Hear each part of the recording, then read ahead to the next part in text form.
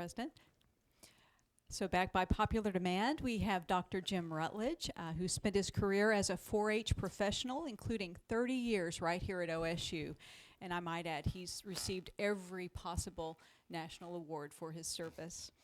He's originally from a small town north of Springfield, Illinois, and ever since he learned that his 6th cousin was one of Abraham Lincoln's earliest girlfriends, he has been interested in telling Mr. Lincoln's stories. So I also want to recognize Jim as just a wonderful community citizen and a personal mentor to me. So let's welcome Mr. Lincoln, the 16th President of the United States.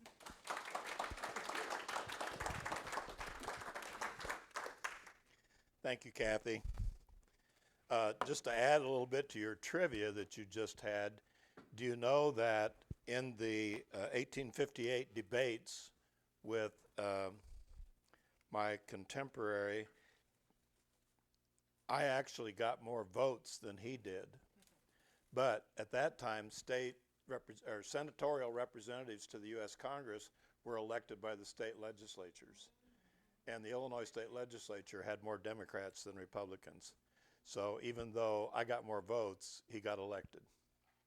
Now, can you imagine what would have happened if I had been elected and been sent to Washington in 1858?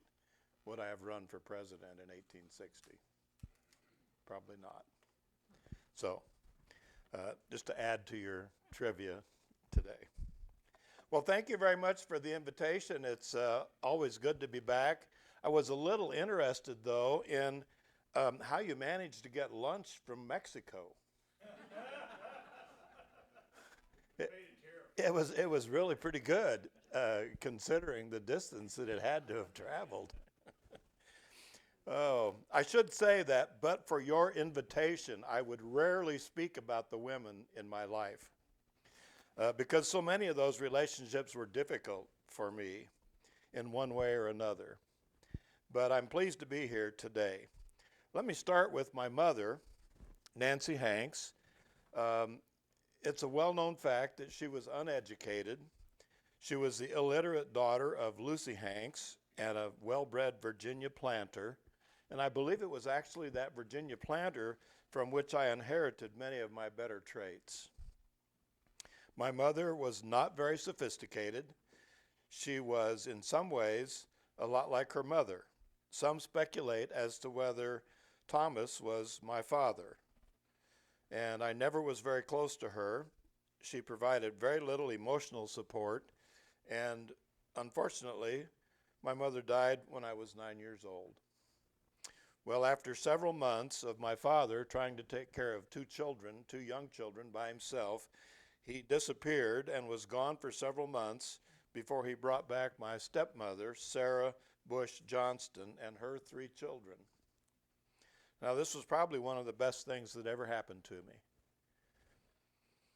Sarah was warm, friendly, supportive, told us we could be anything we put our minds to. She encouraged my education and led me to believe that I could be anything I wanted, even president someday.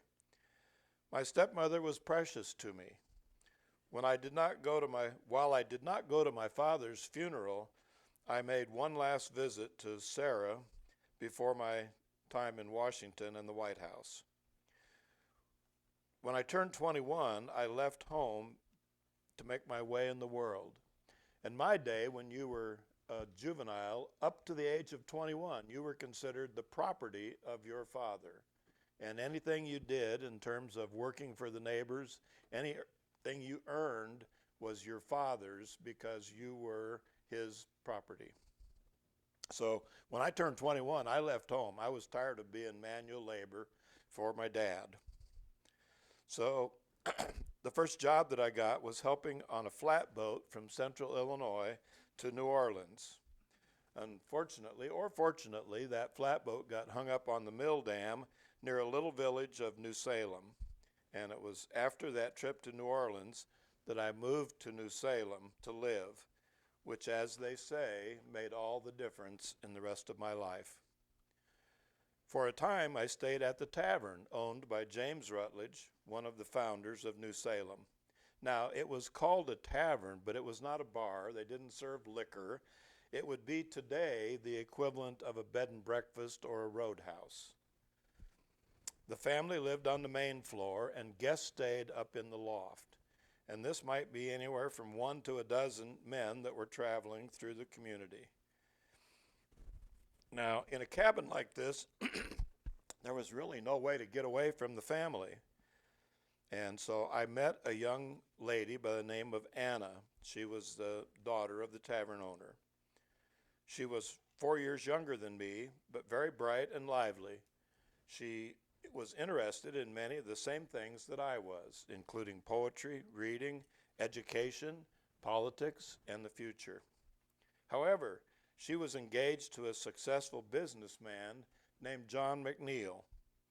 Her engagement actually made it easier for me to spend time with her because, you see, I was naturally shy around eligible women. In most cases, the eligible young women were not interested in me and sometimes made fun of my gangly, skinny body and my homely looks. I got along very well with married women and older women, but eligible women were always a problem for me. Over a period of several months, in this relaxed situation, I became very fond of Anne. Her Mr. McNeil, whose real name was McNamara, left the village to go back east to take care of some family business and did not return for 3 years.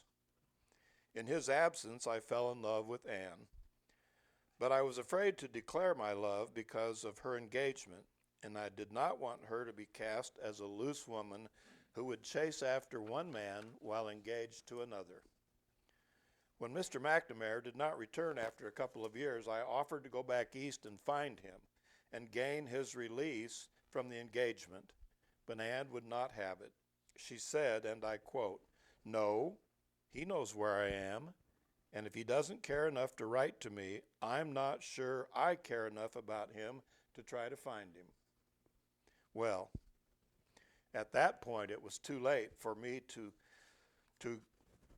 ignore my heart, and so I set my sights on Miss Anne Rutledge and courted her. We took long walks in the woods, reading Shakespeare or Burns. Sitting by the river, I walked her to Sunday school or escorted her to quilting bees. Whenever I could do something to be near to Anne, that was my goal. I spent a lot of time with her anytime I was either not working or away in the legislature. Because most of the community only knew that she was engaged to Mr. McNamara and not that she had given up on him, we did not talk openly about our love, but her family and several of our closest friends knew that we had plans to marry in the summer of 1836. Then in the summer of 1835, while I was in Vandalia at the state legislature, she came down with what was probably typhoid fever. Her situation became very serious. Her cousin, McGrady Rutledge, came to Vandalia to tell me that Anne was very sick and had been asking for me. Even today, it's over 100 miles, but I left immediately and rode my horse back to New Salem. When I got to her home, the family let me see her, against the doctor's wishes. We spent a couple of hours together. It was such a bittersweet time. It was obvious that we would never realize our many dreams, and she died 2 days later on August 25th of 1835. As I told a New Salem acquaintance some years later when he asked if I had courted and loved Anne, I said, and I quote, "It is true, true indeed. I did, and I have loved the name of Rutledge to this day. When Anne died, I ran off the tracks. I did honestly and truly love the girl and think often, often of her now." After Anne died, it was a year before I had another romantic thought. I kept myself exclusively to the older women who would have no interest in marriage. In addition to Anne, I eventually proposed marriage to 4 other women. All but one turned me down. In all cases, they were women from well-to-do families, mostly from Kentucky. Now, you might need a scorecard to keep track of this. In the fall of 1836, Elizabeth Abel told me she was going home to Kentucky and that she would bring her sister, Mary Owen, back with her if I would marry her. I had met Mary several years earlier when she had visited her sister, and she seemed witty, jovial, noble-looking, so with little thought and no prospect of any other romantic involvement, I agreed. However, when she returned to Illinois, I was quite surprised by her appearance. She had gained some weight and was looking quite weather-beaten. In fact, I told one of my friends that she had a fair resemblance to Falstaff. Since a deal is a deal, I did not want to immediately withdraw my offer of marriage, but I gave her many clues that I would be willing to call it off if in fact she felt I had been too hasty, or if she had changed her mind. If she was still willing to be married, I would do my best to make her happy and we would get married. Maybe it was my lack of attentiveness to her, or maybe she truly had a change of heart. But when I pressed the issue, she said she did not want to marry me, and that was the end of it. Well, by 1839, I was living in Springfield and beginning my practice as a lawyer. A fellow legislator, Ninian Edwards, invited me to parties at his home, and it was there that I met his wife's sister, Mary Todd. Mary had come to live with her sister because she could not get along with her stepmother back in Kentucky. Mary was about 19 at the time. Our first meeting did not go well. Mary was cultured, lively, and a little bit mischievous. I wanted to get to know her, so I said to Mary, "Miss Todd, I want to dance with you in the worst way." Now, I'm not much of a dancer, and after the dance, Mary told her sister, "Worst indeed." Oh my goodness. Sorry about that. I thought I turned it off. Well, I really don't understand all this technology. It's a little bit beyond me.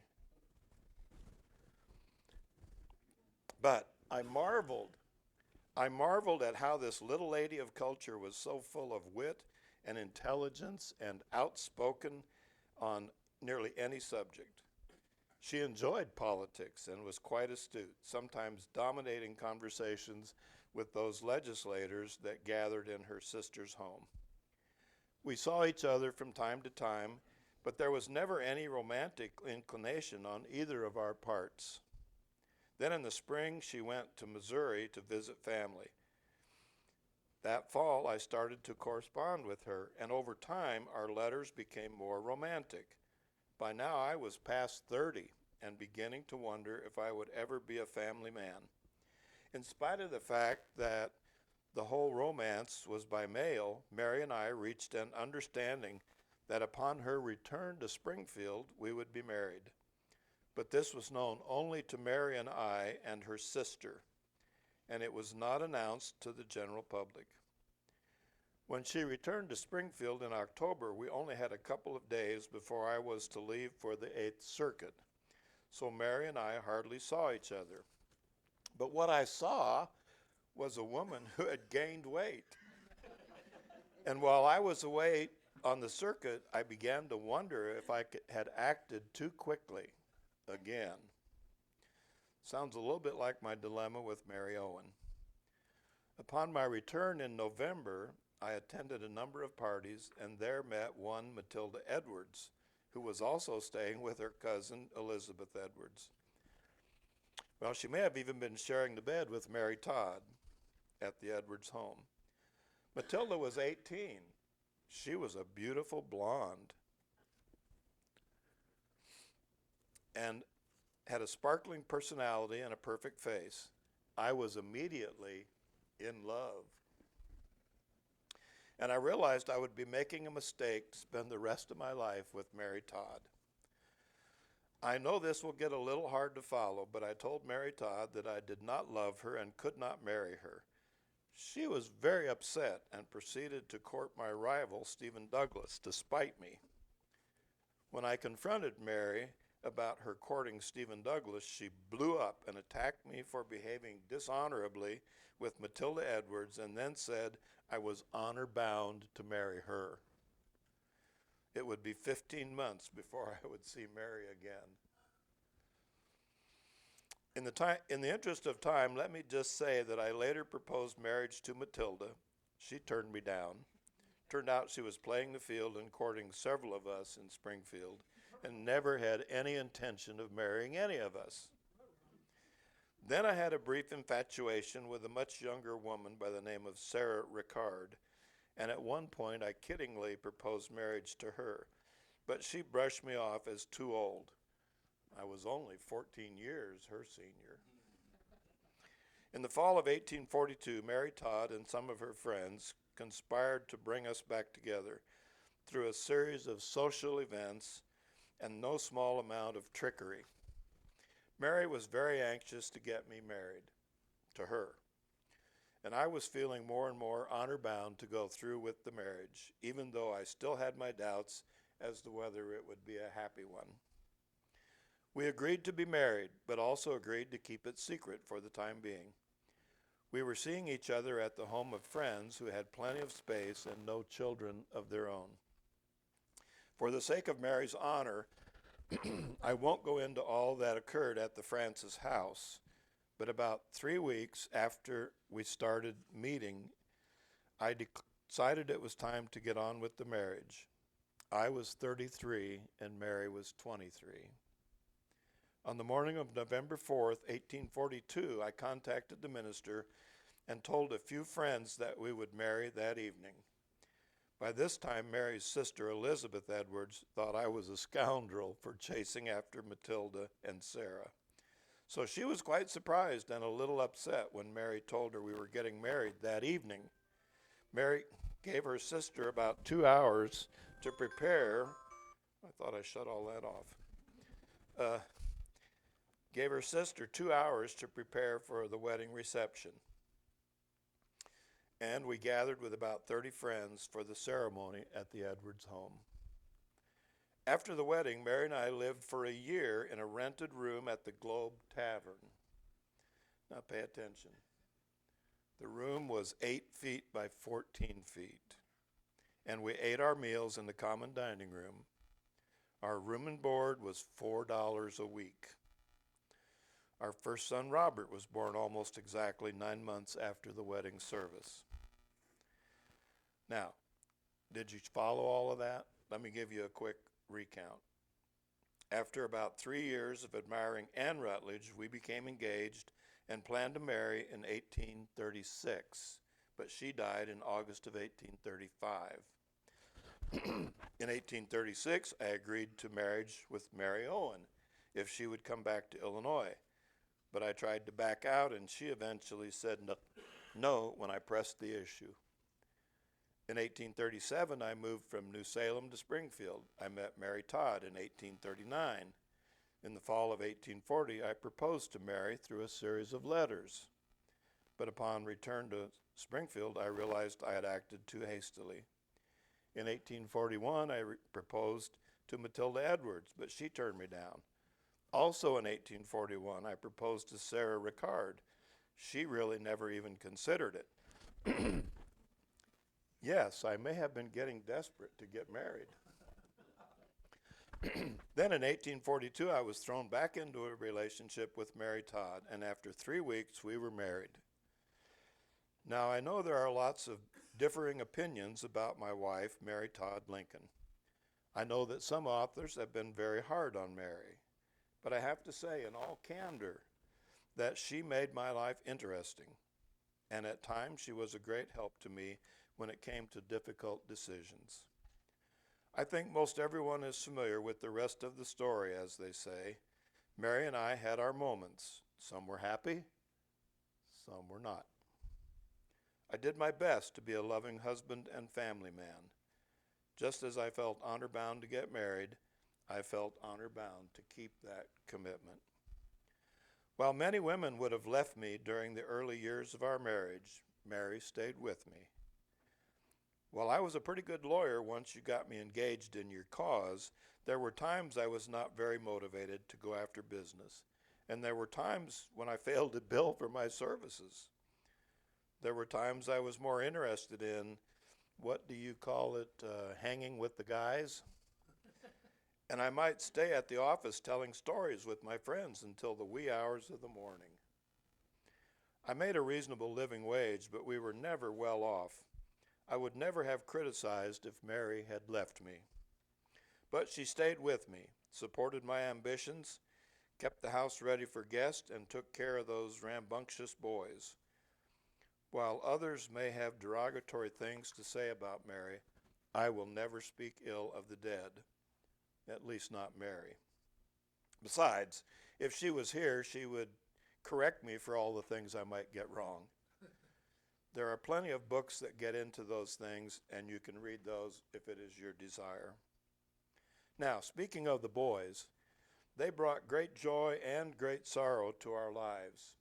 As I said earlier, Robert was born exactly 9 months after the wedding. I guess you'd say Mary and I were compatible in the bedroom. Robert, Bob, or Bobby, as we called him, and I were never really very close.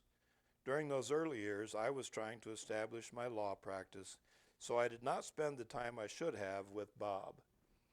As a boy, he was close to his mother and could get whatever he wanted from her.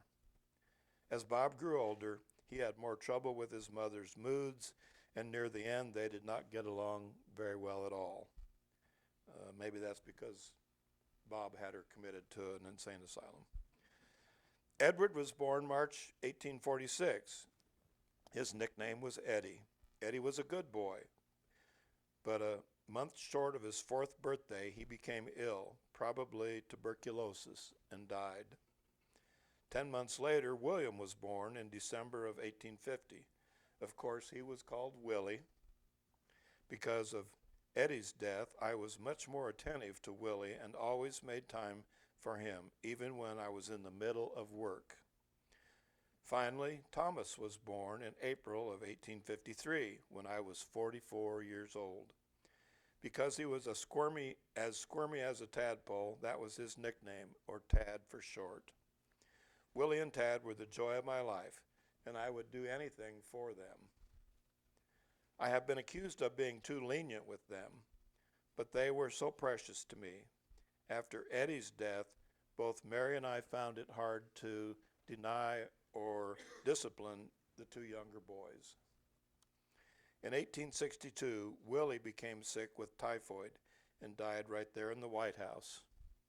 This was very hard on Mary, and she spent months withdrawn to her room, but I could not withdraw from my duties as president or husband. I tried to be a good husband. Mary needed me, and I needed her. After my assassination, Mary and Tad went to Europe for several years. Tad became ill on the way home and later died at age 18. No wonder Mary's soul was so tortured. She lost 3 of her 4 sons and her husband. Some claimed that Mary was insane. It was easy to see Mary could have been unstable. Now let me back up and tell a couple of stories that illustrate my life with Mary. Our little house on 8th Street was just fine when we first moved there with Robert, but by the time we had 3 boys, it was becoming too small. I knew this, but I was reluctant to spend the money to raise the roof and add a 2nd floor to make room for the boys. Mary pressed me hard on the issue, so I devised a plan to put a stop to all of her requests. I asked a friend to give me a quote for the work, but to make it twice the actual cost that it would be. So, Honest Abe was not always so honest when dealing with Mary and his money. When I gave the figures to Mary, she agreed the sum was too much. I thought the matter was resolved. But the next spring, I was gone for 4 months on the 8th Circuit and was not home that entire time. When I returned, I went to where my house had been. I was confused. Where my one-story house had sat, there now stood a two-story house. I inquired of a neighbor and was assured that it was indeed my home. Upon getting into the house, I questioned Mary about the second story of the house, and with great delight she said, "Oh, Abraham, you should be so proud of me.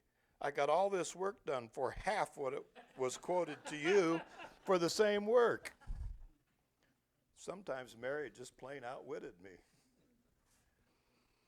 Mary was very much interested in seeing me succeed in the world of politics. She was quick to give me her opinion on appointments and policies. Sometimes I took her advice, sometimes I did not. Sometimes her recommendations were for her own personal gain, and I had to be able to read her intentions and her recommendations. When I was in the process of forming my cabinet, she advised against several of the appointments that I wanted to make.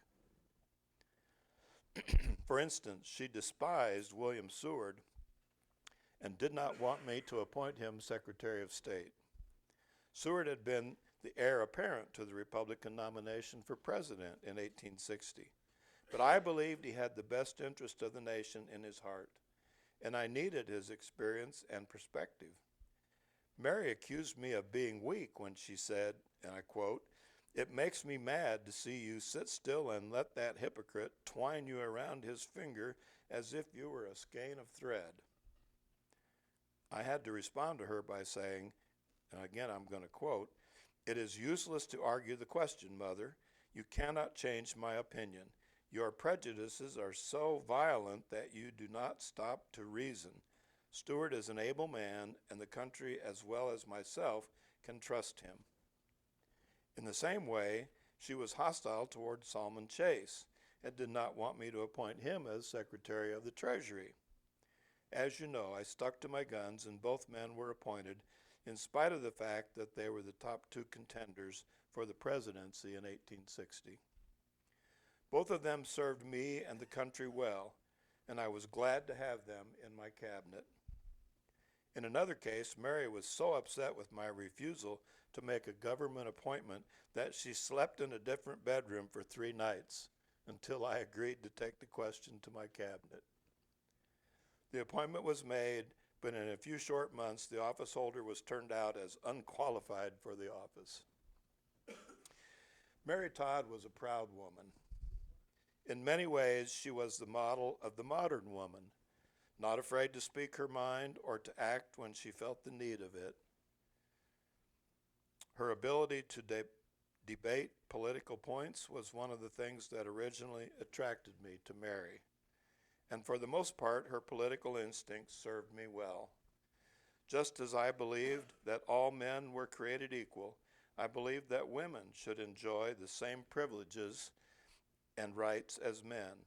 As early as 1836, when I was running for the Illinois State Legislature, I said this in a campaign article published in the local paper: "I go for all sharing the privileges of government who assist in bearing its burdens, by no means excluding women." Mary and I certainly agreed that slavery needed to be abolished, that the Union should be preserved, and that women should have a seat at the table. As a wife, Mary could be a challenge, but she also gave me lots of practice in dealing with other difficult situations. Well, folks, I believe that's enough for today. I thank you for your kind attention, but I believe I've rambled on long enough. Do you have any questions for Mr. Lincoln?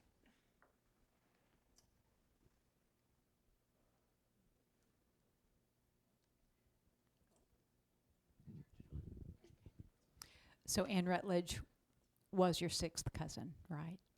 Uh, Jim. well, let me take the hat off, and now I'll talk to you as Jim Rutledge. Yes. In fact, let me explain the whole relationship that Abraham had with the Rutledge family.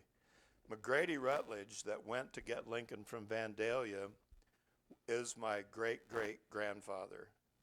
And the James Rutledge, that was one of the co-founders of New Salem, that owned the tavern, was my great uncle, and Ann would be my sixth cousin.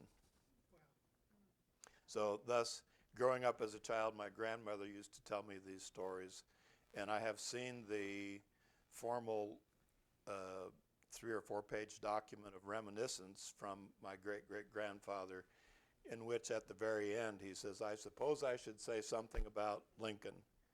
And he says he was proud to vote for him twice, and that there was a relationship and an engagement. Unfortunately, back in the early 1900s, there was a ladies' journal that decided to make a Valentine's season romantic story out of the Abraham and Ann relationship, and they made up letters that they claimed were between the two, and the letters talked about things that happened after Lincoln was assassinated. So they knew they had to be fake, and so a lot of historians claimed that the whole thing was made up until after Herndon's letters. Herndon was Lincoln's law partner, and when Herndon did the first mail survey after Lincoln's assassination and asked questions of a lot of people that were from New Salem and the early days in Springfield, and those letters reveal very clearly that there was a relationship. But I only have to have it from my great-great-grandfather. I mean, his word is enough for me. So, as I said in my earlier remarks, I don't think Mr. Lincoln would have ever criticized Mary, but there's ample evidence that sometimes she could be very unpleasant and very hard to deal with. In fact, Abraham's private secretaries, John Nicolay and John Hay, called Mary the Hellion, and there were many documented cases where Mary was very difficult. So the source of most all of my information for today is H. Donald Winkler's book, The Women in Lincoln's Life. Winkler spent 10 years researching the book, and so I believe it's fairly believable. So thank you again very much for your time.